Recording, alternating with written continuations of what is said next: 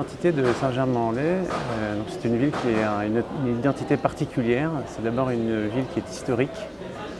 Donc il a fallu étudier l'histoire de cette ville avant de réfléchir à notre projet. Donc une ville historique, une ville qui a également une morphologie particulière, avec beaucoup de places, avec des ruelles, avec beaucoup de zones piétonnes. Et c'est en ça aussi que notre projet respecte cette morphologie et cette identité. Qui dit ville historique dit ville avec un fort patrimoine. Le site de l'hôpital est un site avec également un fort patrimoine, avec une chapelle, des bâtiments anciens.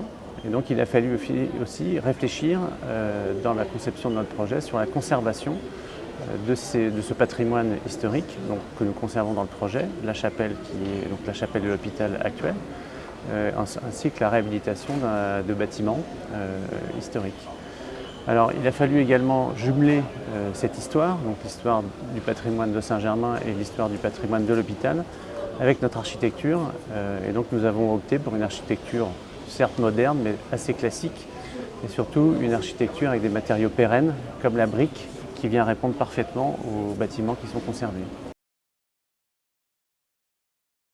L'application concrète de l'ambition environnementale du projet, c'est d'abord de travailler sur un écoquartier un peu global avec à la fois notre projet, mais le projet qui est à côté, qui va s'inscrire effectivement dans un périmètre plus grand. Et donc c'est la possibilité de réfléchir justement à comment on améliore la biodiversité par exemple sur une zone comme ça, et comment à l'échelle du piéton, parce qu'on est dans un quartier qui est vraiment piéton avec peu de voitures à l'intérieur de nos îlots, comment on va pouvoir améliorer justement les usages, mais aussi la biodiversité en amenant par exemple de l'agriculture urbaine ou ce genre de choses. Et c'est vrai qu'on est aussi vraiment guidé par ces labels, les labels Biodiversity, le label quartier BBCA également, qui nous permet de travailler sur l'ensemble de l'efficience des immeubles qu'on peut apporter et en réfléchissant un peu globalement à l'échelle du quartier.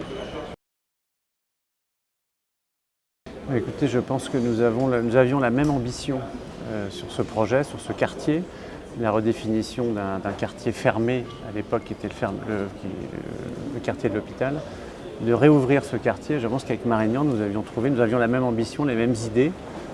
Donc pour l'instant, une collaboration fructueuse qui va continuer dans les prochaines années jusqu'à la livraison des premiers logements.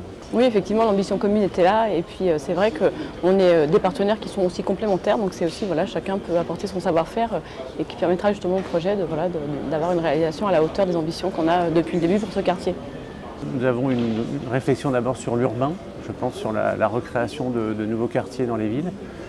Ce projet nous a permis de mettre en avant cette expertise. Et effectivement, le deuxième sujet, c'est la réhabilitation de bâtiments anciens, monuments historiques ou bâtiments anciens. Donc il y a une soixantaine de logements qui sont réalisés dans la conservation de ces bâtiments. Et c'est un peu cette complémentarité sur laquelle nous pouvons travailler sur le projet.